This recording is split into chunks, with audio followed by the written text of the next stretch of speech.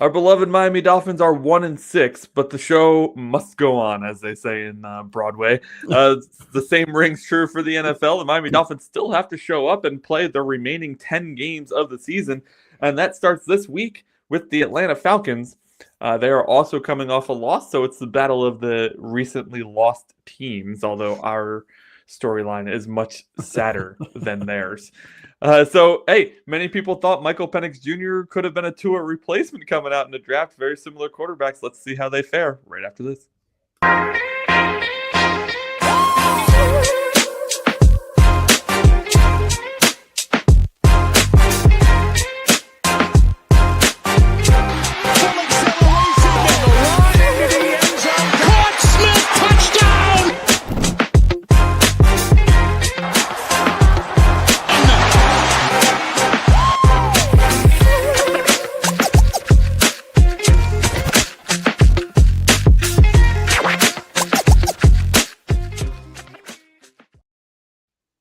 Hello, Dolphin fans, and welcome back to the 305 Gridiron, your daily, weekly, monthly source for Miami Dolphins news.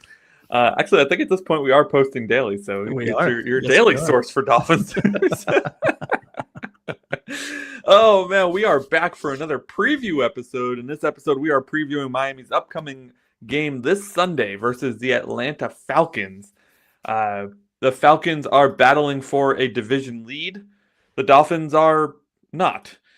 So that's where we stand right now in terms of the comparisons of the two. The Falcons sit at 3-3, coming off of a tough loss last week. And the Panthers have actually jumped them, as the Panthers have won 3 straight. They're now up to 4-3.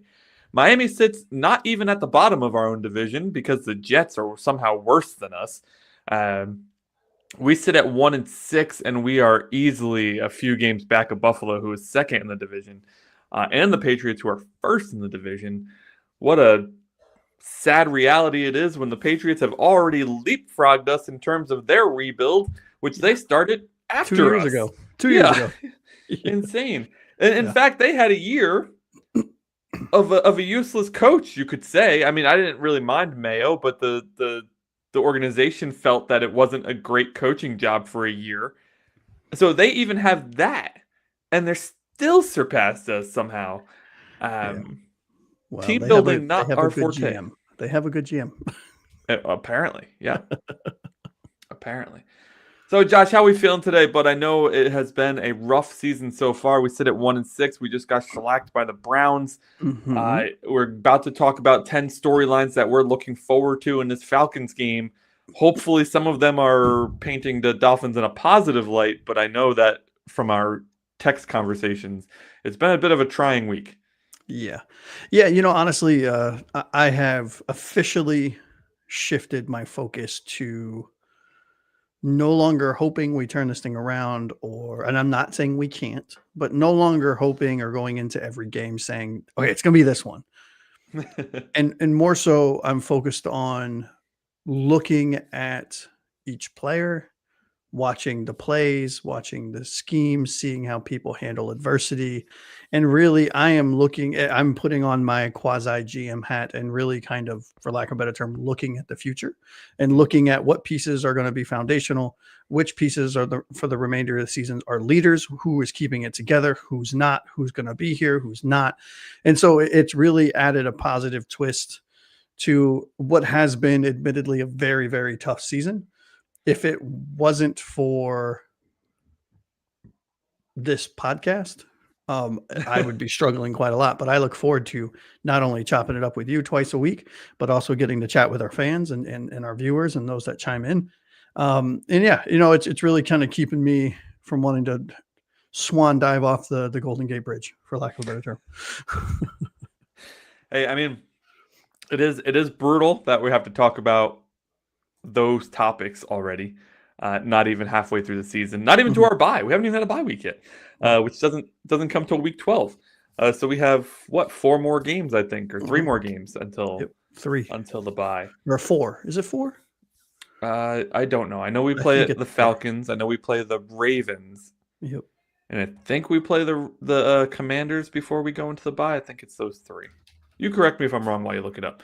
I'm looking at This week, though, is a tight schedule for the Dolphins, a tight schedule for us, because not only do we face off against the Falcons on Sunday, we then face off against the Ravens on Thursday. So, yeah, that'll be fun. So it's Atlanta, Baltimore, Buffalo, Washington, then our bye. God, we got to face Buffalo again before we go into our bye. In Miami, because we faced them already, but still.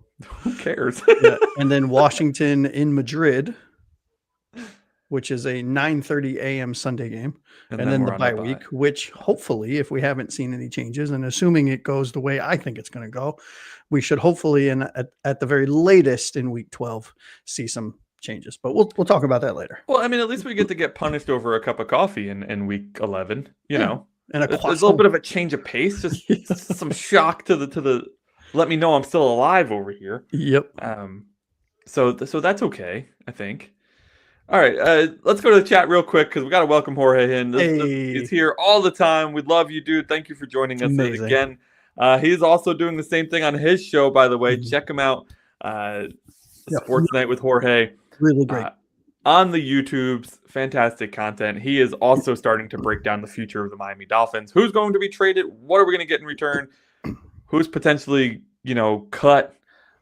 Who's benched? All those sorts of things. And we're going to get into our storylines for this Falcons game right now. Let's jump into number 10. It's Atlanta's young pass rushers versus Miami's offensive line. Our offensive line has been nothing short of an absolute disaster, as usual. We're Dolphins fans. We're used to that at this point. One thing that we're kind of surprised by, at least I'm kind of surprised by, Josh, and I'll let you react yourself. Atlanta took a lot of flack for how they handled the first round of the draft this year. Not only did they took Walker at 15 overall, which I think most people were okay with, but then they traded quite a bit of draft capital, future draft capital, to come back into the back end of the first round. Not just like 32, 31, 26. They traded all the way back up to 26 to take James Pierce Jr., who many thought fell and many thought slid in the draft. These two pass rushers have just added a completely different dynamic to their defense. They don't have the stats that are going to blow you away, but if you watch any of the Falcons games, you see an instant impact from these two pass rushers. And I am hella scared as to what they're going to do to the right side of our line, especially. Yeah, honestly, Walker was somebody I was high on, and I thought they grabbed him at a really good spot at 15. Pierce Jr. coming out of Tennessee, I was high on him in the beginning, early on in my draft analysis, and early on in I think my first couple top one versions of the top 100 that I do. Pierce was, in the 15 to 20 range. Sometime I think my very first one, he's a little bit higher, and then he started falling in my mind, and his play kind of fell off towards the end of the season. And I thought it was interesting that they traded up back into the first round to pick him up, they being Atlanta. And I'll tell you what, I am the first one to admit when I am wrong. I was very wrong on Pierce Jr. He has looked every bit the 26th pick. And honestly, if he continues the way he's been playing, that was a steal at the 26th pick, because he is showing out for Atlanta. And yes, I am very worried about our offensive line. I mean, we have a ton of, backups that are playing way more minutes than you want and not playing them very well. We have a struggling rookie in Jonas Vayanaya at left guard, who, again, broken record over here. Aqua Ace, the broken record, has a lot of grace from this side of the show, at least, given that he's a rookie. He changed sides. He changed positions. I will give him this year to completely bomb and learn on the fly, and hopefully next year, if it's still bad, then I'll have quite a lot to say. Where really from our offensive line standpoint, the really only bright spot is our left tackle, right? Patrick Paul has been the steady anchor that we expected him to be, albeit there are a few head-scratching things, but that's to be expected. Nobody's perfect.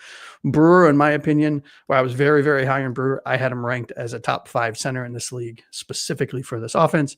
He's taken kind of a half step back this year. I don't know why. I don't know what's really going on. But yeah, it's going to be really interesting. I am very nervous like you. I think this is going to be another one of those, if Tua is not on his game, he'll be lucky to complete 10 passes. Hmm. I'm a little. I just don't. I know we've covered ad nauseum the, for lack of a better word, the just awfulness of our coaching staff, right? Yeah. This failure to launch of our That should be coaching the staff. title of the show. Yep. I'm just, to say I'm shocked would be probably not the right term, but why have we not tried 7A on the right side? Why are we trying to continuously fit this square peg into a round hole when our season's lost and you may as well be like, well, it's not really working on the left. Let's see if we put him at his natural position, if it'll work. Like, who's it going to hurt? It can't get worse, guys. Yeah, and I struggle like you because what I am one of the few that I know at the very least that is very anti. Let's move a rookie around and see where it works. I am very much in the school of put a rookie wherever the hell you're going to put him, whether I agree with it or not. Whatever. I thought he was going to be a potential eventual 10-year starter at our right guard position. They decided to put him at left guard to pair with our also young left tackle so that the left side of our line could be good for the next decade. Fine. I don't have to agree with it. I will talk shit about it on our podcast, and I have before, and I will continue to disagree with that decision. However, what I am in the school of is once you've made that decision, there's no take backsies, because what I don't want is to have another Liam Eichenberg where he comes in college, he played left tackle, he came in and started it. We put him at right tackle, then we put him at guard, then a backup center. That he never has the time that it takes to acclimate to the NFL and to a specific position because he's playing everything. And me personally, I think that is detrimental to the development of a young player, both mentally and physically. And I think, look, if in a couple of years he's not doing well still at left guard, throw him at right guard and let's see what happens. Because at that point, okay, you're either going to sink or you're going to swim, and we're going to cut bait at the end of your rookie contract, or you're doing well, and then we can re-sign you. Yeah, I'm from the opposite school of thought. Yep. I want to move them and put them and shake them and put them in all sorts of places to see how they react and see how they perform. Because I don't know how you tell if you have a talent or not without doing that. And so far, we know Liam Eichenberg's not a talent. And so far, it looks like Jonah is a miss as well. We've seen plenty of offensive linemen that came out of this draft performing quite well in the league. So I think we, as Dolphins fans, have been at this point driven to find any sort of positive we can because our team has been so bad for 30 years. It's like, well, we got to give the guy a chance. Meanwhile, like Josh Simmons over there in Kansas City, crushing it, looking okay. Yeah. I know there's some buzz around that this week because they took him out of the lineup and then the teams look better and whatever, right? Yeah. But that guy fell all the way to the end of the first round in the draft. Yeah, he was Ohio State, right? And yeah, we talked about him quite a lot. I mean, he was expected to go. People were mocking him in the top 10. Yeah, he falls to 32 because of short arms, right? Or 31, because of short arms, and I just, long story short, I like to see guys moved around. I like to see how they're going to react. I like to see how they're going to adapt to just see if we're going to have a baller or not. Maybe they're not a baller and we put them back, and like you said, we stick them in left guard for 3 or 4 years and we say, do we at least have depth? Right. But if he is the level of talent we think he is at the beginning of the second round, he should have no problem being adjusted and shifted and asked to do different things. Yeah. If he fits that talent level. Yeah. Right? We objectively disagree on this stance, but your point is very valid. And I fully understand where you're coming from because totally. If you're not doing it here, you're still young enough to adapt. Let's throw you here and see how you do. And if that's not working, let's throw you at center. If that's not working, maybe right tackle. Who the fuck knows? I mean, they're not toddlers. They're still grown men. No, of course. From my perspective, he's spent an entire offseason, an entire training camp, an entire now 7 games of the season, learning how to kind of refocus his brain to, for lack of a better term, re-wipe his own ass with his left hand when he's right-handed at the left side at the left side as opposed to being on the right side, which is where he was at it. Yeah. Right. I mean, it's like what? I mean, but what he's sucking at and maybe this is just copium, right? But what I feel like he's sucking at. I feel like he would suck no matter where he's at, because it's not because he's at the left guard position that he's sucking. It's because he's still working on his fundamental techniques, in my opinion. That's even worse. The guy was picked at the beginning of the second round. Yep. Well, that's not him. That's coaching. That's more on coaching than it is on player. I'm not giving these guys a pass. Yep. I know you like to give the rookies a pass. I have no calmness for that. He gets grace from me for a season. No especially way. With the shit show that we have at the coaching position. Yeah, well, it is what it is. All right, let's jump over to the chat real quick before we jump into our number 9 storyline. That was our number 10 storyline, by the way. Atlanta's young pass rushers, mainly Walker and Pierce, who are at this point situational pass rushers for them, but doing pretty well against our O-line, which doing very well doesn't go in the same sentence as our O-line. That's very true. That was number 10. Let us know if you agree or disagree or what your opinion is on that stance. Mm-hmm. Jorge thinks that the team has a crew, but no leader on both sides of the ball. That's completely true. Yeah, 1,000% accurate. Yeah. Yep. Abel, welcome in. Hey. Good to see you back. And the Mad Greek Finn Spin. There is. He took the Mad Greek out of his name, though. So now he's just Finn Spin. It will forever be the Mad Greek. I don't care what you call yourself. He's rebranding, apparently. That's unacceptable. Yeah. I don't like it. No. Maybe we'll become the 306 Gridiron next. So then we'll see. All right, welcome to the show, guys. Thank you so much for joining us. Let's move into number 9 because it's a big one. Of course, we have to talk about the quarterback position. We can't go a preview show without talking about the quarterback position. Now, Joel Klatt made a lot of headlines back in the draft back in last year's draft when he said that the Miami Dolphins should consider taking Michael Penix Jr. It would be a easy shift instead of paying Tua. Let's draft Michael Penix. It's a shift into the offense. They run a very similar style of thrower, very similar style of quarterback, and we wouldn't really miss a beat. Penix, of course, did not play the first half of the year for Atlanta last year before taking over for Kirk Cousins. And now this year, in his second year, is looking up and down, but he's having an okay season. I don't know how you lose 30-0 to the Panthers and then beat the Commanders and the Bills. That doesn't make any sense to me, but that's where they're at right now. So, of course, this is the headline now. After all of that talk, we ended up paying Tua. The Falcons get Penix in a surprise move because they just signed Cousins. So, what are we looking at here? Michael Penix Jr. in his second year versus Tua Tagovailoa in perhaps his worst year as a pro. How do these guys, how do they look in this head-to-head matchup? I mean, it's tough because obviously we have to look at it. We have to look at Tua as Tua is today, right? If we're talking Tua as a professional throughout his career, I think I would still, albeit very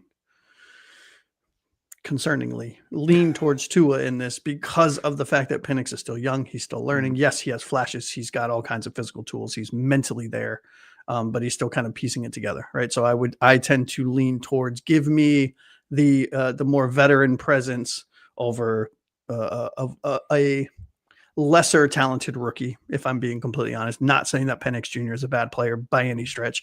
I would love if he was our quarterback right now. But honestly, I think, this is his first full year starting. He's, to your point, he's had up and downs. He's got an amazing deep ball, he being Penix Jr.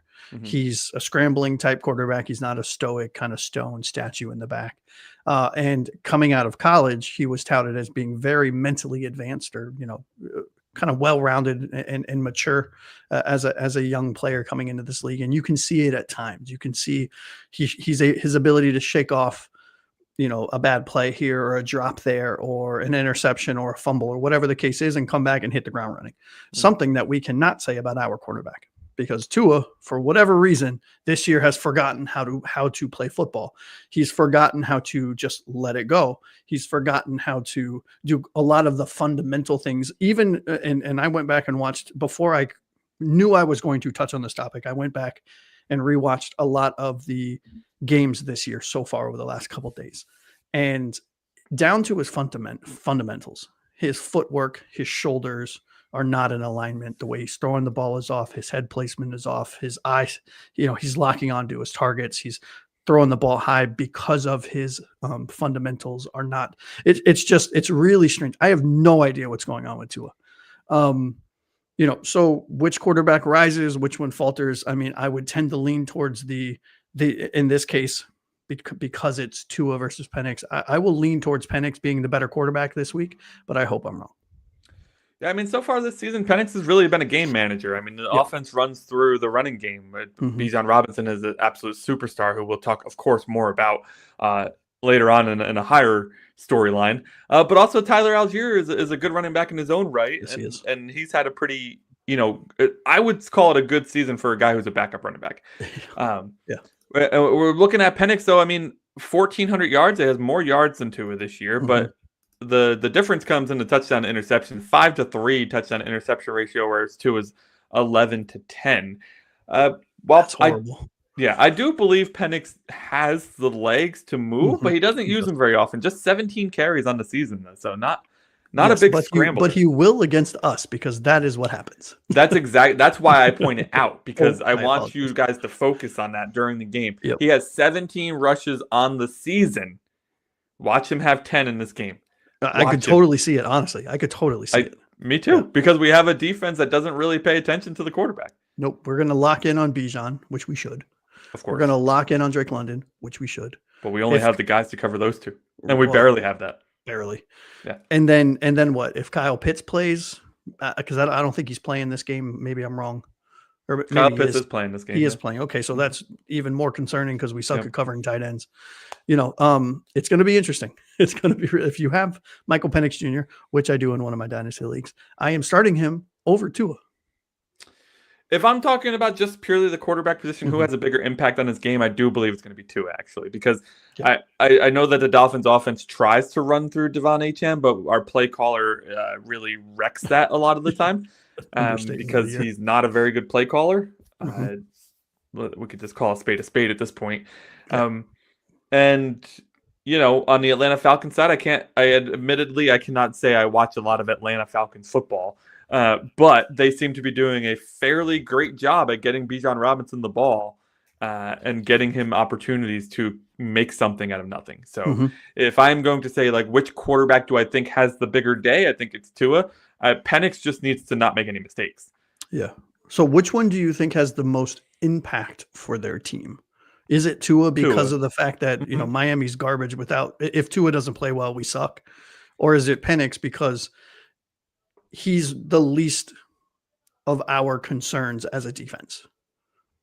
I think it's Tua, because if Tua, as much flack as we give Tua, if he doesn't make something out of nothing a lot of the time, then the offense doesn't do anything. We can't run a traditional running game because we don't have the offensive line, right?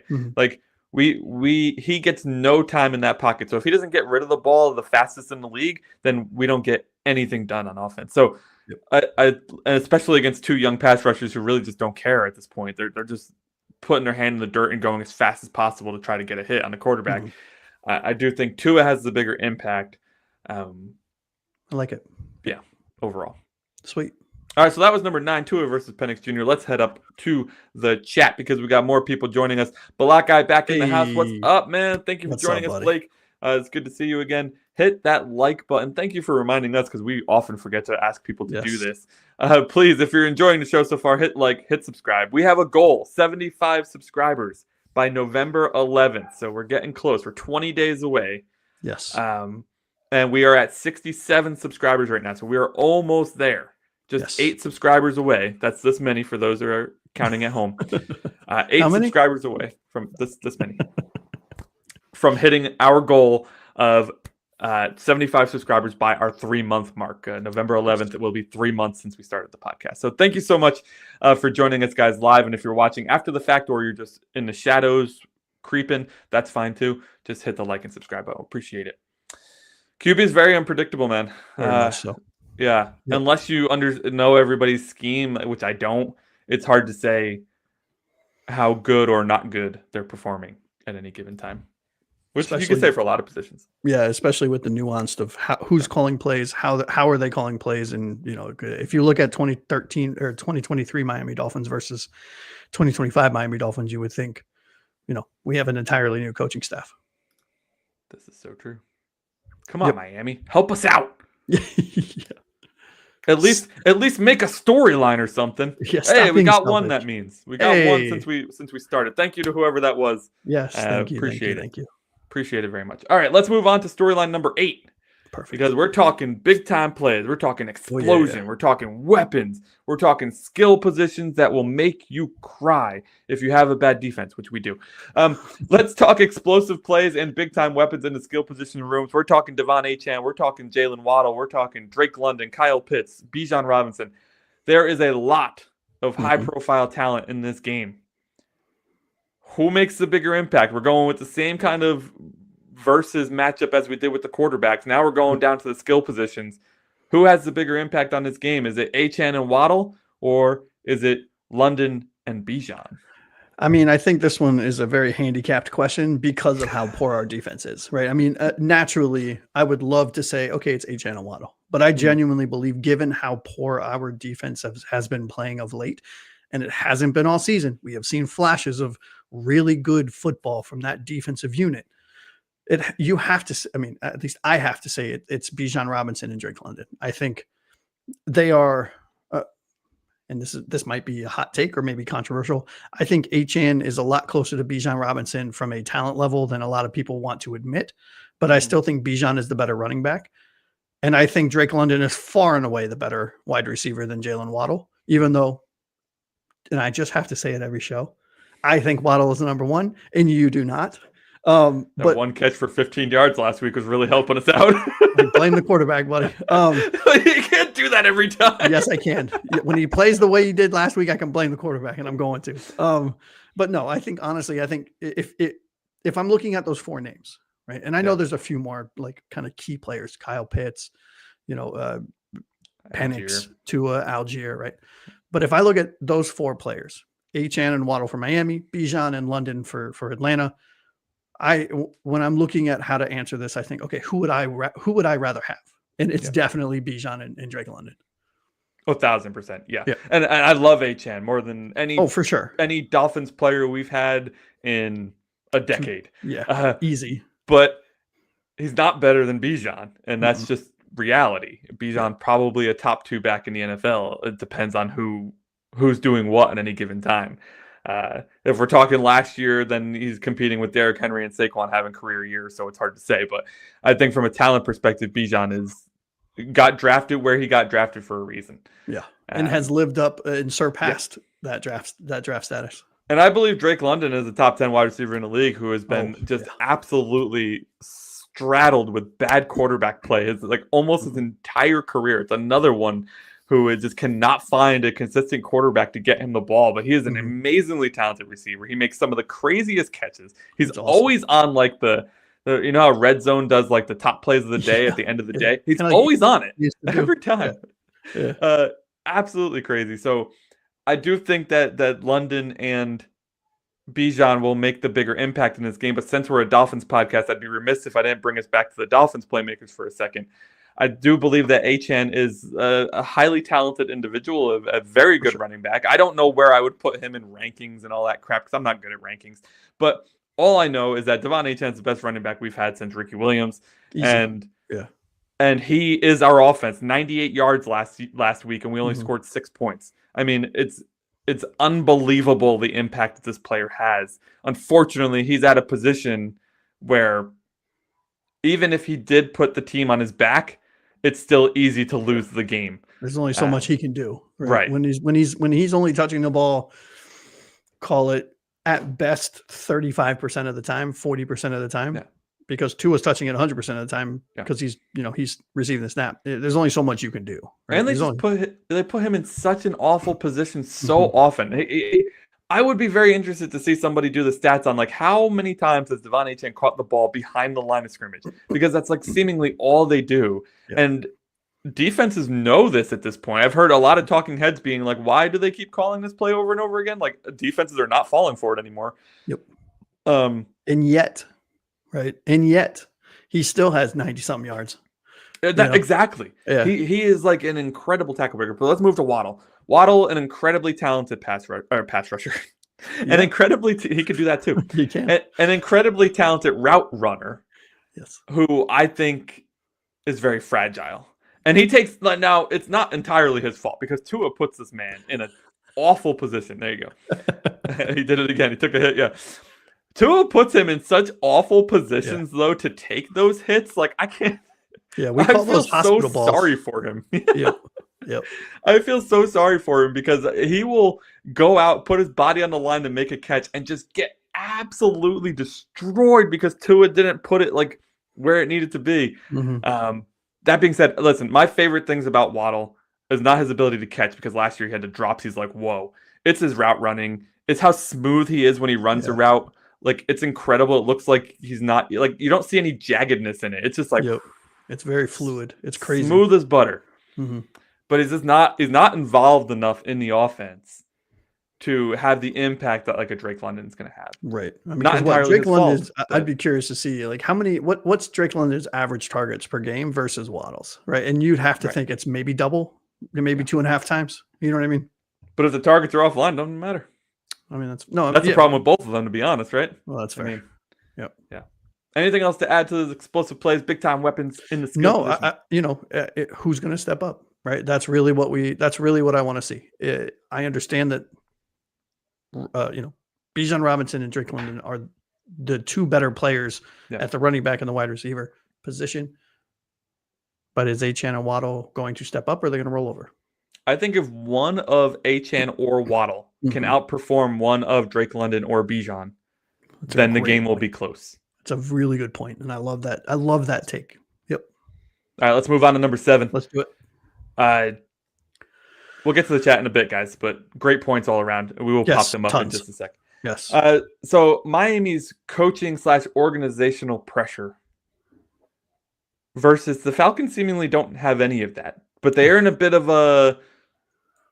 They're a very swingy team, right? Yep. Their momentum is very up. Let's beat the Commanders. Let's beat the Bills. Mm-hmm. Let's lose to the 49ers, who have Mac Jones, right? Yeah. They are just kind of in like this roller coaster of momentum, whereas the roller coaster's off the rails over here. It's broken down. Like we're not even attached to the track anymore. No, we're mid-air. We're mid-air, floating out of the park now. So I guess like the point of this storyline for me is like, which team are we going to see on both sides of the ball? Are we going to see the Falcons that beat the Bills handedly on Monday night, or are we going to see the Falcons that got destroyed by the Panthers 30-0? Yep. Are we going to see a Dolphins team that comes to the aid of their head coach who has nothing but storylines about how he should be fired? Or are we going to see a Dolphins team that magically picks up the second win of the year in a game that nobody is giving them a chance to win? It's really... I know this is number 7 on our list of storylines, but this is one of my favorites. Yeah, me too. And I think, we've said it multiple times. Momentum is a thing.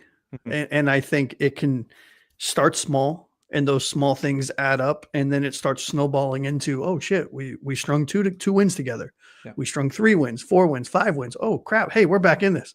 I'm not saying that we're going that way, but I'm just saying like momentum is a thing. And with all of the negativity surrounding, and I'm going to focus solely on Miami from my part of this take, if you will. Sure. For all of the negativity surrounding Tua and his dumbass comments in the media saying, I can't see over my offensive line and I don't want to blindly throw it. Like, just shut the fuck up, dude. Like, I'd rather you go up and pull a Marshawn Lynch and snack on Skittles and just stare at people so you don't get fined, as opposed to saying some of the things that you're saying.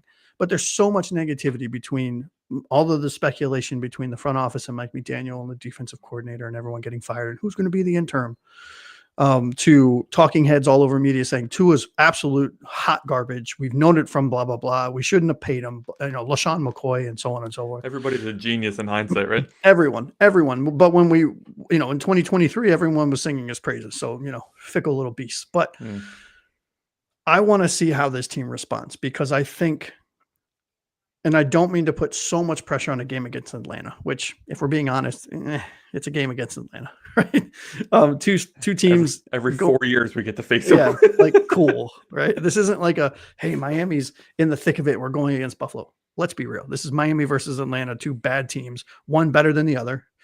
However, for me, this is really this is an important game for Miami, because this is going to tell us if the season is really genuinely over in across the board from an organization, from morale, from respect, from ownership to accountability to play on the field, personalities off the field, separated locker room, et cetera, insert topic. Because if they don't show up here after they hear it after everything everyone is saying, if they do not show up and actually put at least a reasonable foot on the field, I think it's time to just say, I mean, I've been saying this for a while, but I think in this scenario, it would be Ross would need to come down and say, all right, we're done. Like everyone bye Tua. We're going to eat your contract. Get the fuck out of here. Achane, we love you. Hopefully you want to stick around. If not, we'll try to trade you. Like, I mean, just genuinely blow this thing up down to the foundation. Yeah, I don't think that's happening until the end of the year at this point. I mean, if you haven't done it after a 31-6 loss to the 1-5 Cleveland Browns, I don't know what you're really waiting for. Yep. And I know that the storyline coming out from the talking heads feels too clean to me to be real. Yeah, right? That's true. The storyline coming out is that every single time, every week that we lose, the storyline from Rappaport is exactly the same. Mm-hmm. Stephen Ross wants to give these guys time to turn it around. That's the entire storyline. That's the entire thing. And it's way too clean. It's way too cut and dry. There's no emotion to it. Mm-hmm. It reeks of a PR response that everybody received a memo and the entire thing. If the media reaches out to you, this is your response, right? Yeah. I do not believe at all that Stephen Ross wants to give these guys another chance. I just don't think that he sees the point in getting rid of them because we don't have another coach on this roster that's deserving of the interim. Mm-hmm. And really, maybe he wants the first overall pick. Maybe he wants to see what his team can do. Mm-hmm. If they have that premium pick and they get a premium player, and then maybe that'll turn fortunes around. I don't know. Stephen Ross is getting old. He's running out of time, right? He's running out of time to see this team win. So maybe in his mind, he's like, well, let's try something new, right? Mm-hmm. Yeah, no, I have heard there's quite a lot of stories being said from people that I respect in the media saying, his daughter and son-in-law are going to be inheriting the team, and he's in the process. He's in his 80s. He's getting kind of tired of the whole thing. He's in the process of transitioning. I mean, there's a lot of stuff around. Yeah. He's kind of not out of it, but out of it. The transition of power has already started to his daughter, who's been around this team since he bought it. So it's not like some new person. And his son-in-law, who's I think a sports agent or some kind of very high level ranking sports guy, kind of running this team. So I'm really curious to see what ends up happening and coming from all of that as well. Well, then what a perfect situation to hand it off, right? Right. Like, what a perfect situation to be like. Crumbling piece of shit. Figure it out. Like I'm 80 years old. I don't want to deal with everything that comes with running this team anymore. I love this team because he's a fan. He loves this team. Yeah. He wants to keep it in the family. Let's transition. You guys get to start fresh, right? I know I'm handing you a piece of crap, but you have everybody is behind you if you decide let's get rid of everyone. Nobody's going to question it.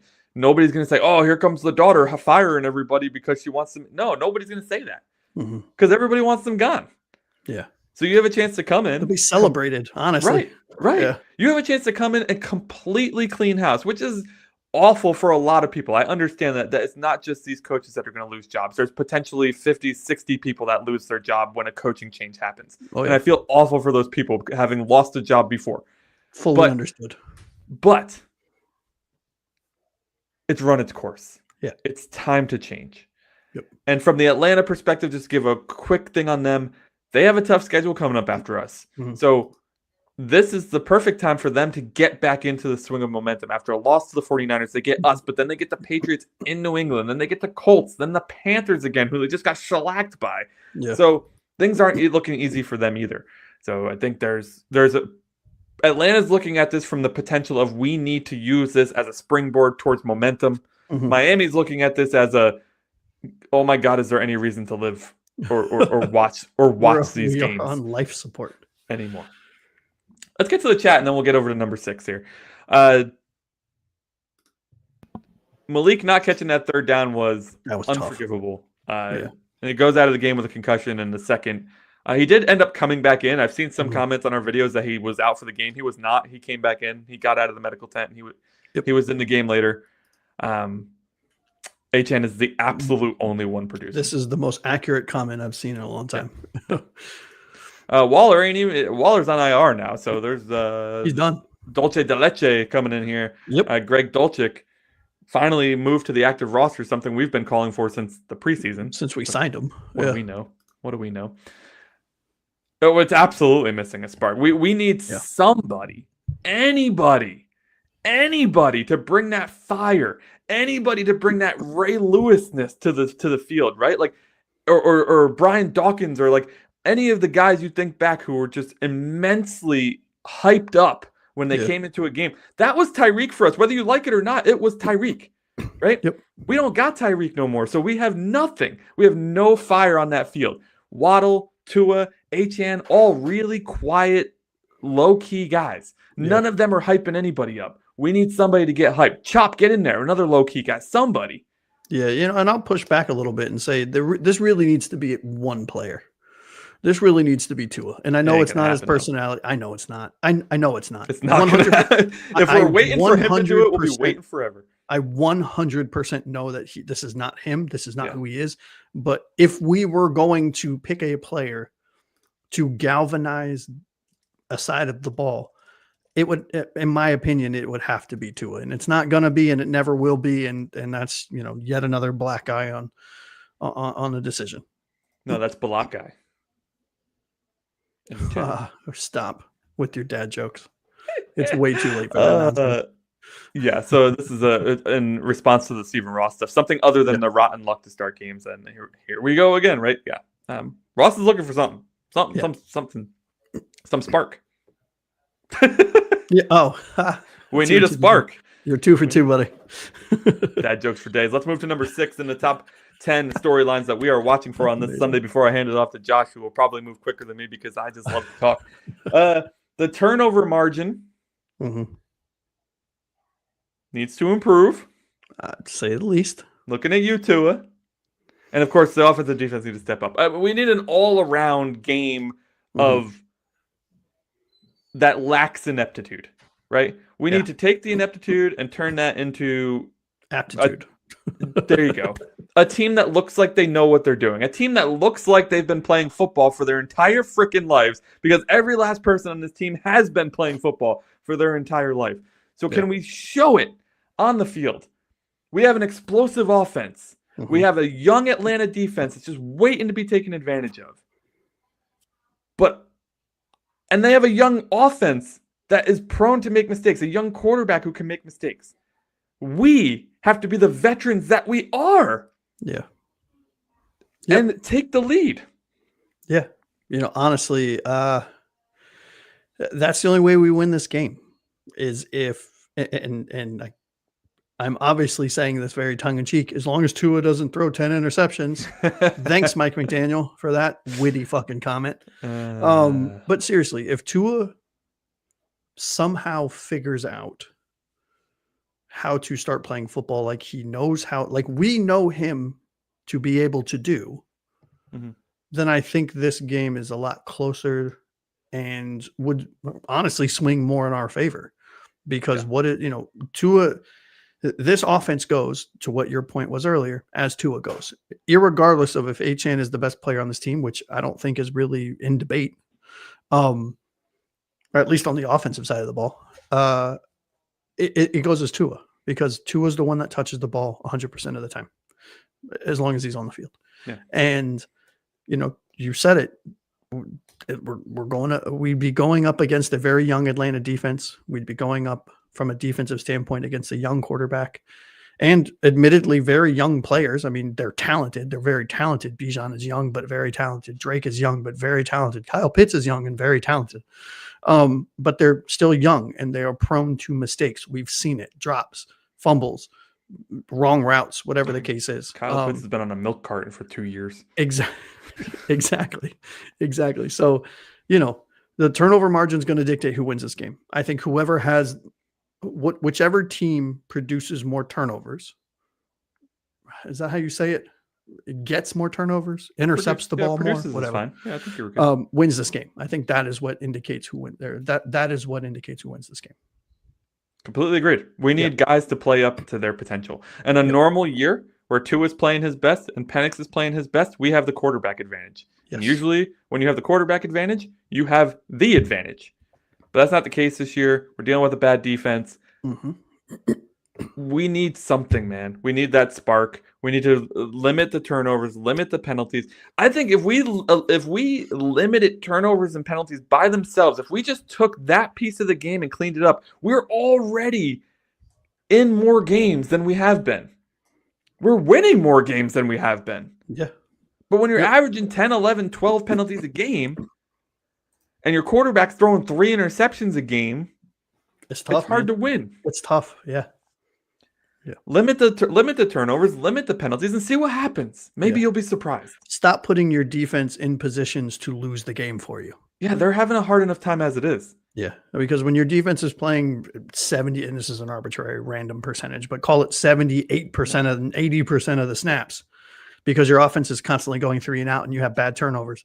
I mean, there's only so much they can do. I was just looking that set up, and before we move on, I'll do a rundown of our numbers 10 through number 6. I know we were facing Dylan Gabriel. I know we were facing a bad Browns offense outside of Quinton Judkins. Jesus, yeah. But after our defense went down 17-3, they let up just 3 first downs the rest of the game. Mm-hmm. We went down 17-3, like with a few minutes left in the second quarter. Yep. So that's more than 30 minutes of football where they held the Browns to 3 first downs and no points other than the Judkins 2-yard touchdown, but that's on Tua. Yep. Right? That should have been another pick 6, really. So the defense held the Browns to 3 first downs over the last, let's call it 35 minutes of the game. Mm-hmm. That's amazing for this unit. Yeah. No matter who you're facing. Mm-hmm. Because this unit has been one of the worst we've seen in Dolphins uniforms. Yeah, it's been bad. There have been some good, but it's been mostly bad. Let's go through our bottom 5 here. So number 10 storyline, Atlanta's young pass rushers. They took 2 in the first round this year versus Miami's struggling offensive line. Who's going to win that battle there? Very important battle. Tua versus Penix. Who has the upper hand? In a normal year, we'd probably say Tua, but it's not a normal year. He's playing like crap. He's thrown 6 interceptions over the last 2 games. Penix is doing a great job game managing, but he's not a guy to lift the team and put him on his back. So how do we take advantage of that? Number 8, explosive plays and explosive playmakers. Achane and Waddle versus London and Bijan. Who has the upper hand? Who shows up more during this game? Number 7 is the Dolphins coaching and organizational pressure. There's been a lot of talk about how Mike McDaniel should be gone versus the Atlanta Falcons' desire to pick up some momentum after a tough loss to the San Francisco 49ers. Who ends up using that storyline each more to drive them towards success? And then number 6, the turnover margin and just all-around improvement of our team. Stop making so many mistakes. Stop turning the ball over. Stop getting penalties. And start playing up to your potential, which is something we've been severely lacking here in the beginning of this first 7 games of this season. 1,000%. You want to hit the chat before we start with 5 through 1? It's just one more thing. It's Abel 3.4 a carry last week for the Browns, I think. That's progress. That's certainly progress. Judkins did dominate us in the first half, but not so much in the second half. And actually, Kenneth Grant had a pretty decent day in the second half. He did. He had 2 really big plays that one should have been a safety. Yep. Which I think Finspin's about to talk about. There he is. Yeah. So the only thing I was right about last week seems to be that I said Zach Grant finally got the week prior was going to give him confidence he needed to boost his game. And he did boost his game. Some big plays. Yes. All right. So, Happy Evelyn hopped in at the last second. You didn't even see her. Thanks for joining us again. Happy Evelyn. Can a Dolphin stop the free? It's doubtful, but we need to hang our hats on something. We got to find something to stay positive about, or it's just going to be constant shows of pure negativity. Absolutely. We got a few more popping in. Short drives probably attributed to that. Probably. But if you go back to like ESPN or whatever and look at the whole drive play chart, like we held them to some negative total yards on quite a few drives in that second half. The defense was balling in the second half. It was hard to see because we were down by so many points, but yeah, they're doing pretty good. I wouldn't mind pulling a trigger on a trade from Michael Mayer. That would be cool, but this this team has no interest in tight we end. need to be shipping stuff out, not bringing stuff Yeah, we in. need to be selling for Yep. sure. All right, number 5 on our top 10 things to watch in this Atlanta versus Miami game. Atlanta running the ball versus Miami stopping the run. Basically, will the Falcons' run game dominate? We know this all too well. Miami struggles against running backs. Yep. What is your take? How do we do it? Are we able to do it? Can we do it? I mean, amazingly enough, we're not dead last in the league in rushing. We're close though. Actually, we are dead last in the league in rushing. I lied. We allow 159.3 yards per game on the ground, which is absolutely insane. Ironically, our friends over in the AFC East, the Buffalo Bills, are second on that list with 156.3. That's surprising. How do we stop Bijan? We don't. We're gonna have to really, I think, go score for score on this one here. I don't see the players on our defense that are capable of making, especially how poorly they've been tackling. I just don't. I don't see a way where we can stop Bijan, who is just a born playmaker. Yeah. I mean, you have to be able to tackle to stop him. And even Minka was getting destroyed last week. True. That's true. Admittedly, the weather will be better because to Finn's point, it's a controlled environment. The roof will be closed, or it'll be perfect weather because it's Atlanta. So we'll have that on our side. It is turf, I believe. So will they. Yep. I mean, how do you stop it? You force them to throw. You stack the box and see if you can stop the running game from ever getting started, and then force them to throw. The problem is we've tried that. And they've still run through us. Yeah. So I just don't know that we have the talent on defense to stop them. Yeah, my biggest concern is that they get the passing game going with either Drake London and or Kyle Pitts to a point where, mainly because we don't have the resources in the back end of this defense to sustain any kind of positive play against wide receivers and tight ends, specifically tight ends. I mean, I could see Kyle Pitts having one of those 7 receptions, kind of the TJ Warren, or I always say TJ. Tyler Warren, Colts kind of game, right? Where you're just like, come on, guys. Like, why are we dropping Kenneth Grant to cover Kyle Pitts? You know what I mean? If the plan is to have Brooks and Dotson cover him, it's going to be a long day. It's going to be a real long game. I will say this. I am very cautiously, and I'm talking like whispering in a library optimistic. Don't do that. I am with how Brooks has been playing against the run. Brooks specifically. He's leading the league in tackles. Like not just the Dolphins. He's leading all of the NFL in tackles, solo tackles and combined tackles.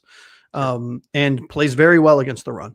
And this speaks to what we were talking about earlier. Excuse me.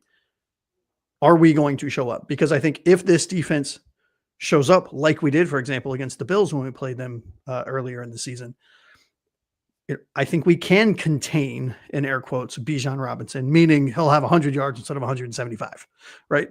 But yeah, no, it's going to be a tall task and a tall order. But hey, that's why we play football, and that's why you guys make $1 bajillion. So figure it out, stupid.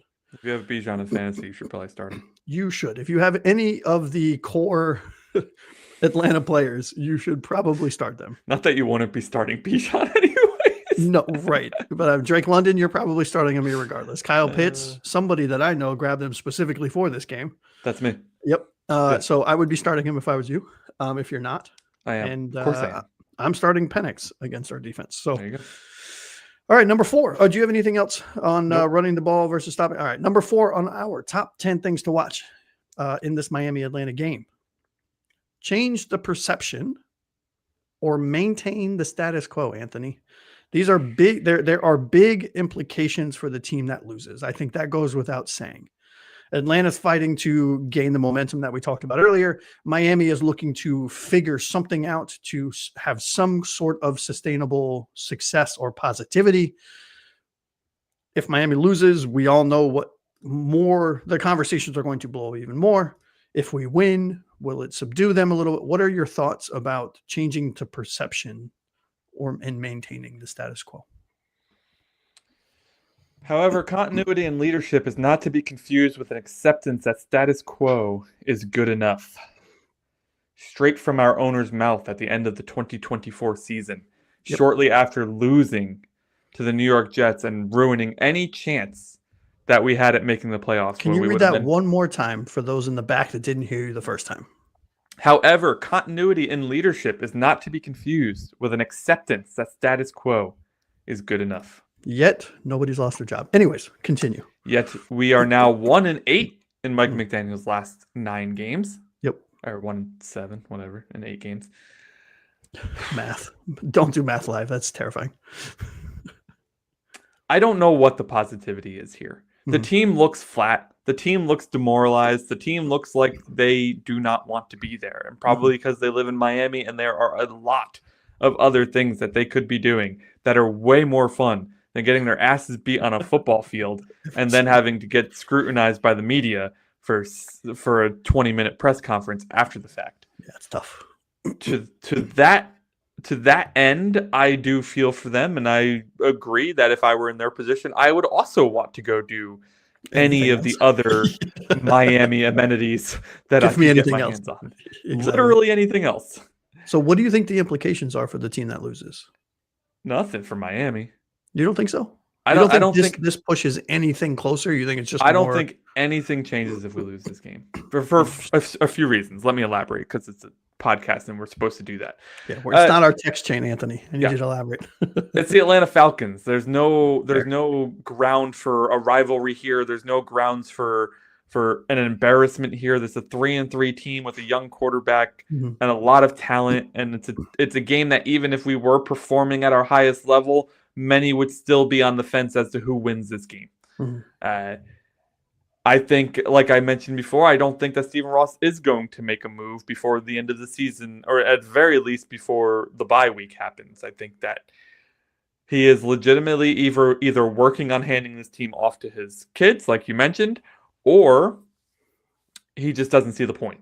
Yeah. Which there's some Dolphins fans who don't see the point either. So he's not alone in that. There are Dolphins fans out there who are like, why? What's the point? Let Mike McDaniel continue to run the thing into the ground, get the first overall pick, completely clean slate, and move on from there. What are the implications for the Falcons? Well, it's a make or break for them. They are in the hunt for a division. The Buccaneers just lost last week. The Carolina Panthers are on a 3-game winning streak, and they're sitting at 3-3. So for them, I think the implications are greater because they're actually fighting for something. Yeah. Whereas for Miami, I don't know that the players care enough to play for not being embarrassed anymore, which is really the only thing that they have to play for. That's sad as shit, isn't it? That's what it's come to. Yeah. Yeah. I guess when you look this bad, right, the pride kind of gets battered out of you at a certain point. When you're making millions of dollars, sometimes you just don't care. I mean, that's now to other players' points. There are a lot of players who I listen to a lot of other players' podcasts because I love to get their perspective on things because I've never been in an NFL locker room. I have no idea. Wait, what? And I know it's surprising, right? That's all shocking. 5'10". You have not received a phone call yet from the 5'10", 185. I'd be perfect out there. Let's go. You're basically Tua. I'm basically pretty. He ain't 6 foot. We all know it.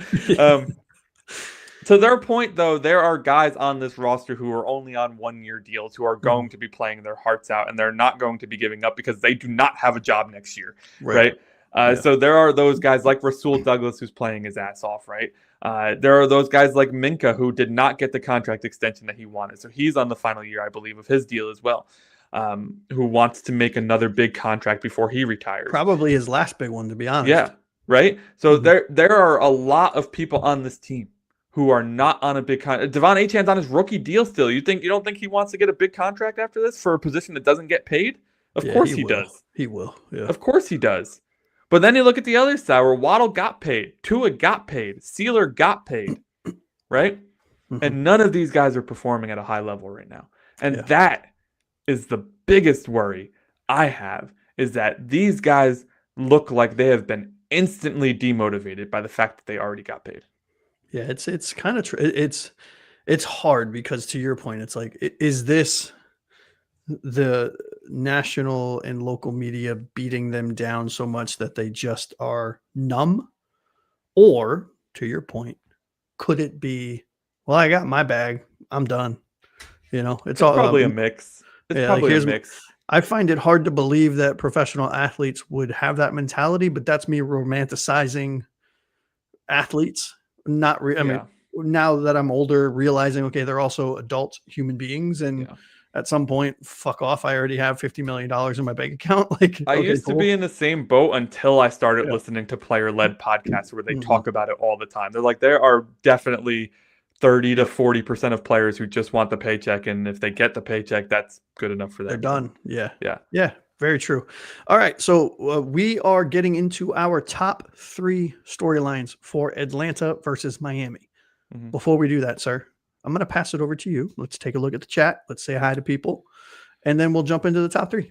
Just one more here. Finn's been coming in hot with the hoping Grant and Jordan Phillips follow Chop's trajectory last year for the second half of the season. Yeah. Chop had an amazing second half of his rookie season. Holy Uh, crap.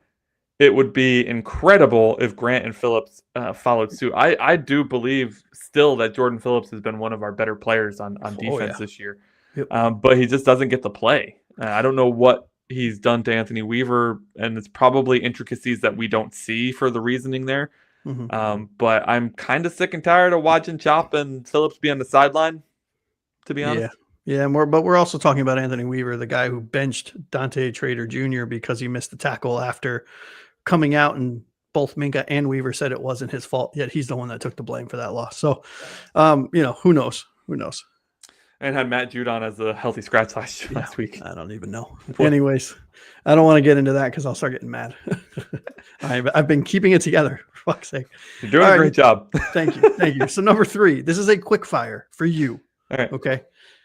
Number 3 on our top 10 things to watch for the Miami Atlanta game: health, momentum, and recent form. Miami needs to figure out how to handle the injuries that are piling up. We all know offensive line and cornerback positions have been decimated with injuries. We have third stringers. People were signing off other people's practice squads starting. It's been a shit show. Atlanta's young roster and second-year quarterback are fighting for momentum. They're coming off of an up and down year so far. So quick fire to you. I'm going to go the 3 major phases of the game. Mhm. And you tell me which team looks better so far and which team you think will look better on Sunday. Okay. Sure. Let's start with the special teams unit. Miami, we have Malik has been doing a fantastic job back there. I think Riley Patterson has been a nice surprise. I do think if we're splitting up special teams, Parker Romo has been a better kicker, but Patterson wasn't even expected to kick this year. True. And I do think we have the better returner, although Jamal Agnew, pretty good returner in his own right, but no touchdowns this year, whereas Malik does have a touchdown. So I'm going to give the tie to the touchdown. I like it. And you think both season and game special teams unit to Miami? Yeah. Okay. So for the season and for the game, what about the defensive unit? I think it's Atlanta. I don't think either team has a very good defense, but Very I true. think Atlanta's is still much better than ours. They have young guys who are actually performing and actually getting some playing time. Anthony Weaver. But they also, if you look at their depth chart for their starting 11, it's nothing crazy is popping out to you there. Obviously, Jesse Bates and AJ Terrell are still there. Those are 2, big names. But outside of that, they're looking at guys who have bounced around a little bit. Leonard Floyd, Divine Diablo are both starting on this team, and they've both bounced around quite a bit. They got Mike Hughes playing at right corner. Xavier Watts out there at free safety. I think he's a rookie, isn't he? Xavier Watts, out of Notre Dame. Yep. And then Billy Bowman Jr., the other rookie, he's questionable though. So they have a fair share of injuries on their defense. That's our boy. Yeah. That's one of my guys. Well, I mean, they made the best of this draft class because they got Jalen Walker, they got James Pierce Jr., they got Billy Bowman Jr., they got Xavier Watts out of Notre Dame. I mean, they really stacked their defense, and that's kind of why I'm taking them, because I think they did a much better job than us taking 3 defensive tackles. And that was our defensive rebuild. Yeah. I was very much on the let's pass on the tight end and let's get Grant. Or I wanted a cornerback first and foremost, but we didn't get them. So I was excited about Grant because I liked his film coming out of college, and I'm not down on Grant at all. I think he's learning. But then I saw the reaction video. This is completely separate. Sorry, I don't know why I just thought of this. The reaction video of the Colts draft room when Miami announced that we're taking Grant over Tyler Warren, and they're all cheering. I'm like, oh shit. Okay, yeah, we made a mistake. We made a mistake. I mean, Tyler Warren has instantly looked like a game wrecker. Yeah. All right. I don't want to talk more about that because I might start crying live on the stream here. Okay, so the final phase of the game is. We're on 3 still. That's right. Offensive side of the ball. Who do you think looks better for the year, and who do you think will look better in this game? I mean, I think normally I would say Miami, but it's got to be Atlanta here. Michael Penix has not looked fantastic, but Bijan and Drake London and Kyle Pitts have really been kind of covering up some of that, lack of explosiveness that we're seeing from Michael Penix. I think the passing game, Miami's passing game will build up, and I think for the rest of the season, our passing game will be better, but their running game will be better. So I'm kind of splitting it on that one. Yep. And looks like Greg, I don't know if you've been here before. If you have not, welcome. He was. Okay, never mind. Welcome back. Still don't understand why we are not benching Tua and starting Ewers. I think we have 53 million big ones that speaks to that. And if we lose on Sunday, better bench Tua and start Ewers. I don't know. I did not like what I saw out of Ewers either. Granted, 7th round pick coming in, not expecting to start. Totally understand. I'm blowing that way out of proportion. However, I don't know if he's better than Tua right now. And I don't think Mike McDaniel's stubbornness to not change his offense I don't want to ruin Ewers for the rest of his career. And Tua's career. Tua is linked to Mike McDaniel's play calling more so than I've ever seen a quarterback linked to a head coach / offensive coordinator's play calling before in my life. So I just don't see it. I agree with you. Probably there needs to be some sort of accountability. I think Anthony and I both agree on that. And there hasn't been. And if you're going to hold somebody accountable, it has to be somebody of importance, and that person should be Tua. It won't be, but it should be. One of my favorite sayings is the fan base's favorite player on a losing team is the backup quarterback. We absolutely, you and I absolutely hated Quinn Ewers in the draft process. In fact, we joked that if we did take a quarterback in the draft, it would probably be Quinn Ewers because we hated him so much. And what the frick happened? We took Quinn Ewers in the draft. This dude is not a good quarterback. I mean, if you want to watch worse quarterback play than Tua, then let's get Quinn Ewers out there. He wasn't good in college. He sure as shit ain't going to be good in the NFL. Yeah, and and it's funny because it's a lot of the fan base. And Greg, we're not picking on you, right? We're just talking now, the royal you, right? So everyone, the majority of the Dolphins here, and we had Skylar Thompson, and Tua started struggling last year. We're like, Skylar Thompson should save the day. I mean, Skylar Thompson looked like dog shit too. So careful what you wish for. Sometimes the grass ain't always greener. All right. We'll get to the chat here in a little bit. Number 2 on the top things to watch in this Dolphins Atlanta game coming up this Sunday. Matchup in the passing game, right? Miami's receivers and their ability to get open versus the Atlanta Falcons secondary and by extension, their pass rush. Will Miami's pass game be explosive, or will it be a contested battle all night? What are your thoughts? I think we might struggle here. I mean, AJ Terrell and Mike Hughes on the outside with Jesse Bates and Xavier Watts at safety is probably the best group of defensive backs we've faced so far. And then mix in the fact that their pass rush probably has the advantage over our offense. I mean, last week I said that, we could potentially beat the Browns' strong defense too with the quick passing game, with the stop and goes, taking advantage of their aggressiveness. I think the Falcons are pretty aggressive too. Yeah. But I just don't know anymore, man. I've lost complete confidence in this offense at this point. They've played too poorly as of late. Especially last week. And I know it was raining, but give me a break, dude. You don't have rain in Florida. It's raining there every 10 minutes. Exactly. That's not an excuse. I'm trying to find the positive light at the end of the tunnel here for Miami. Tough. It's tough.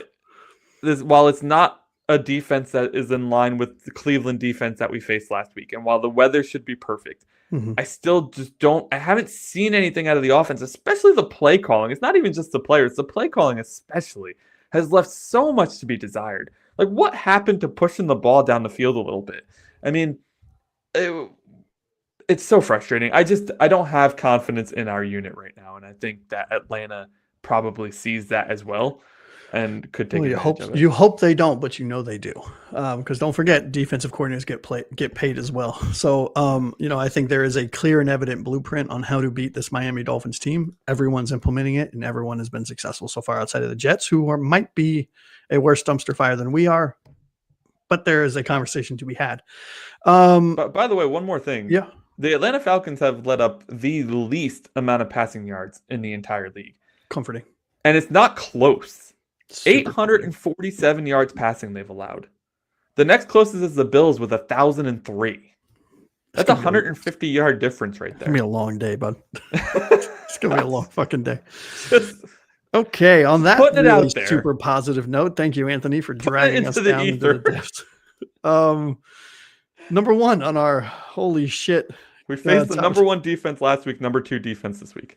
I'm just letting you know. You know what? I'm gonna go jump off a bridge. I'll see you guys later. Thanks for joining. No, I'm kidding. All right. So number one, the top thing, the top bullet point topic storyline in this Atlanta Miami's game is which team reveals itself as a contender or a pretender. I will pass it to you. We can be a fast conversation. It can be a short conversation. Lead us to the finish line, brother. I mean, I think the only answer here is Miami, because I don't think Atlanta's fighting for either one of those titles. I think they are knowingly in a rebuilding process with a young quarterback, and whatever momentum they can pick up, that's going to be exciting for them and their fan base. Whereas Miami is in year 4 of a coach who was supposed to turn things around and was supposed to get us to the promised land and went to the playoffs 2 years in a row before absolutely melting into a pool of spew and goo and whatever that stuff is in Ghostbusters 2 that they fall into in the sewers. So I think, if we win this game, I don't think it necessarily makes us a contender, but I do think it adds some positivity to a really shitty situation right now. Yeah. If we lose this game, it just kind of solidifies our place in the pretender status and really continues our trend towards our 1-16 season, which if we're contending for the first overall pick, then we're contenders. Hey, then we... Yeah. Jesus. I love that. That is a perfect way to end this. This is a perfect... I will pass it back to you, brother. All right, we're going to head up to the chat because we had Greg Sosa join us again. Thank you. Welcome back. True Blazer also joined us again. Right. Yeah, so we talked about this before. Why are we not benching Tua for yours? I mean, the $53 million $53 million is the reason. I also think that yours isn't very good. But to that point, we should at least try to see if there is anything in this kid. I'm just not confident that there is. Ironically enough, there's a chance we could be drafting the player that he lost a starting job to in college, potentially. Yeah, maybe. It would be so Dolphins that we would draft Tyler Warren and he would suck, and then whoever the Colts took would be. I mean, that is totally true. We have drafted plenty of people who I think are probably more talented than we allowed them. Well, and have shown because they've gone to other teams and have succeeded. Yep. Jorge popping in. One stat that's amazing is that a team that allows 200 yards or less, teams have won 70% of the time, but the Dolphins did it against Cleveland and we lost. Thanks, offense. Awesome, Tua. Nice interceptions. Our roster is exactly what we have. I mean, we're not going to add pieces. I'd be amazingly surprised if Stephen Ross signs off on any trades or anything like that involve bringing people to this team. Unless we're getting like kind of, back end talent to facilitate a trade to get a better draft pick kind of thing. Yeah, I don't think we see this staff next year again. I think Ross is just going to let them finish out this year, and then that's going to be that. I think what he wants is for there to be no question that this group needs to go. Yeah, well, I think they answered that in a true loud fashion come week 4. But yeah, let's wait till the end of the year. I think for whatever it's worth, we end up waiting until the bye week where we start seeing some change. I truly think Ross is just looking for consistency. And I really, really am usually on board with that sense. Like I would love to keep it consistent. But that's like year 3 of a regime when you're hitting the downturn and so you want to see, we're in year 7 of this fucking thing. Like it's crazy. It's dead and buried. Take it out back, shoot it in the face, put it in the yard, Maybe some fans want to see the rookie play. Sure. Yeah. Not me. I mean, that's a thing. I mean, look, it's a choice and sure. At least it's someone new. Yeah. I mean, he's not the future QB. Neither of them are the future QB though. Yeah. 20. Abel's coming at us with the Oh. prediction already, which I believe I actually forgot to ask for at the beginning of the show. So do it right now. I'm not doing my damn job over here. So we're going to get into next our predictions, and we're going to wrap up the show. And with our predictions, we give you three things. We give you an X factor, we give you a bold prediction, and we give you a final score. So we would love to see your X factor, your bold prediction, and your final score in the chat. Let us know. X Factor is a guy who you expect to have a really good game. Your bold prediction is something that is very unlikely to happen, but we would hella cool if it did. And then your final score is pretty self-explanatory. If you need me to explain it to it, just ask and I will. Right. Yes. And also understand your X Factor, bold prediction, and final scores do not have to line up. And they do not have to align. I mean momentarily. Often ours do not align. Yes. In fact, I haven't even thought of an X Factor yet. So I'm going to throw it to Josh first to start us off with the X Factor, and then I will come up with some magical answer in response to that. Tua, your turn. No, I'm kidding. God dang it. No, for me, my X Factor is Tua. I don't think I might have picked him once this whole year. Normally it's Achane or Waddle or Tyreek Hill when he was still healthy. But I think my X Factor in this game, it has to be Tua, because this team, as we've said in various ways this season, and as we've said multiple times on this show tonight, this team goes as Tua goes, mainly because he is the one that touches the ball the most on offense. He is the one that the entire offense is driven through. And we have seen the worst of Tua this year. And will he bounce back? Who the hell knows? But I think, in a perfect scenario, we start seeing more shades of the 2023 Tua than we have the 2024 or 2025 Tua. And so my X Factor today is Tua Tagovailoa, our quarterback.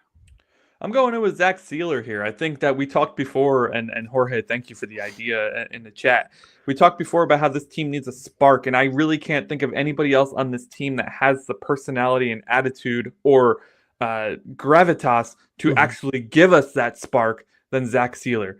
You have been a part of this team for quite a few years now. We gave you a chance off of the Ravens practice squad, and you took it and you ran with it. Now show the leadership that we know you can show. You are voted a team captain on this team. You are the leader of that front seven. Stop using the fact that you have rookies alongside you as an excuse, and pick the people around you up off the ground and show them how things are done. You need to be a part of the solution, not part of the problem. And so far this season, you've been part of the problem. So Zach Sealer, let us see that spark. Let us see that X Factor that we know you can be, because you have been a fan favorite of ours for the entire 2 or 3 years that you've been playing for us. I've loved watching Zach Sealer play. So let me get some Zach Sealer as our X Factor in this game. Yep. All right. So moving on to what I assume are bold predictions. Your bold prediction. Let's see. All right. So I'm going to stay in line with my X Factor. And I say that Tua has one of those 2023 type games with 345 total yards passing, 2 touchdowns, and most importantly, and I put this in giant bold letters, 0 INTs. No, that's the dream. Yes, it is. That's the dream. I'm also talking quarterbacks and I'm talking interception, but I'm talking our defense is forcing 3 turnovers against Michael Penix Jr. Not 1, not 2, but 3. The headlines after this game will not be about how Tua threw 3 interceptions. It'll be how Michael Penix wasn't able to manage the game, throws 3 interceptions, loses the game for the Falcons, and the Miami Dolphins are back in the win column for the first time in 3 weeks, and we can breathe better for at least a couple more days before we face the Ravens on Thursday night. With Lamar Jackson coming back, because of course. Of course. All right. So are we going to the chat first, or are we jumping right into final scores and then going to the chat? Let's head on over to the chat first. Greg Sosa has us getting clobbered in this one, 28-7 by the Falcons. I could definitely see that. The players are giving up not enough playmakers on offense besides Achane and Waddle. And, of course, Waddle is really kind of limited as to when Tua throws him the ball, which last week was never. Finspin says the X Factor is McDaniel, and he could see Miami pulling out a close one to keep us breathing. Thank goodness. Otherwise, there's going to be Dolphins fans all over the world. I'd rather be put out of my misery. There's Dolphins fans across the globe collapsing right now. Remember when this team used to travel really well? Yeah. Achane is our entire offense, yeah. He is. Oh, this is bold. Whoa, Westbrook Achane scores.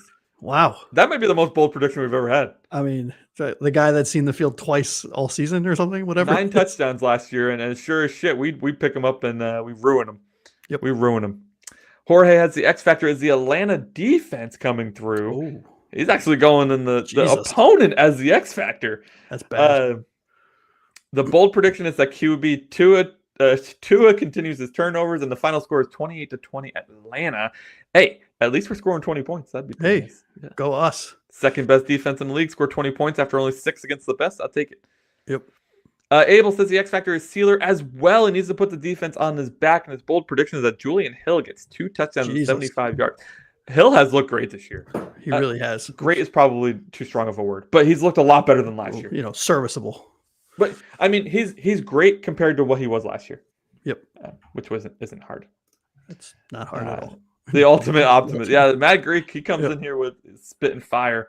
Check out his channel, by the way. It's equally as optimistic as his very chats good over here. Yeah. Yep. There are quite a lot of folks in our chat that have amazing channels with really amazing content. So please make sure to go also give them a follow and give them some likes. I don't want to see more Eskridge after last week. No, before last week, I would have agreed to this. Yep. Prince Theo Weiss Jr. Jesus. I don't even know who the hell that is. Is that a player on our team? Yes. Okay. Yeah. He's a wide receiver, is undrafted free agent. There was a couple, him and Armstrong were like the big, holy crap, I can't believe those two didn't get drafted. Yeah. All right. Let's get into our final scores. Josh, go for it. Okay. So as we explained earlier, the X factors and the bold predictions do not have to match what our final score prediction is. I have us losing 13-27. Oh, I also have us losing as well. I do not have it aligning with my X factor or my bold predictions. I think the defense gets shellacked. 31-17. I have Atlanta beating Miami in this one. Not going to be a fun Sunday for us, but I can't remember the last time we did have a fun Sunday. At this point, I'm scarred and numb, so let's bring it on. Even in the Jets game, we almost lost that one. We did everything we could to lose it. Thankfully, they did everything they could to lose it, too. Well, the sad part is both of us were trying. We're both trying really hard. All right, we are way over time, guys. Thank you so much for sticking around with us. Absolutely amazing having you all in the chat. Big shout out to Abel, Greg Sosa, Finn Spin, True Blazer, Jorge. Of course, you're here 10 minutes early every day. I love you. I love it. I love it. I don't know if I already mentioned Abel, so I'll mention you again if I already did mention you. I know Black Guy was here for a little bit. Happy Evelyn popped in. Thank you all so much for the support. We really appreciate it. If you haven't hit the subscribe button already, really appreciate it if you do. Our goal of 75 subscribers by November 11th is coming up very quickly. So we would love to hit that goal, even just to say we did it. Even just to say we did it. All right, so Miami plays the Falcons on Sunday. Then we have a reaction show on Monday. Then the Dolphins play the Ravens on Thursday. So we have to have our preview show on Wednesday, which is our typical schedule. But it's going to be a very busy week for us. So don't be surprised if we are sitting here falling asleep at the desk. Wednesday will be our preview show for the Ravens, and then the Dolphins play the Ravens on Thursday. So you may be thinking, oh, is the reaction show on Friday? No, it's still on Monday. The schedule doesn't change. Mondays at 7 p.m. is our reaction show. Wednesdays at 7 p.m. Eastern is our preview show. That schedule will stay the same even throughout this week. All right, that'll do it for the 305 Gridiron. Thank you guys so much for joining us today. For Josh, a.k.a. Aqua Ace, over this way, I'm Anthony Pinzone. This has been an amazing episode chatting with you all. And until next time, fins up, baby.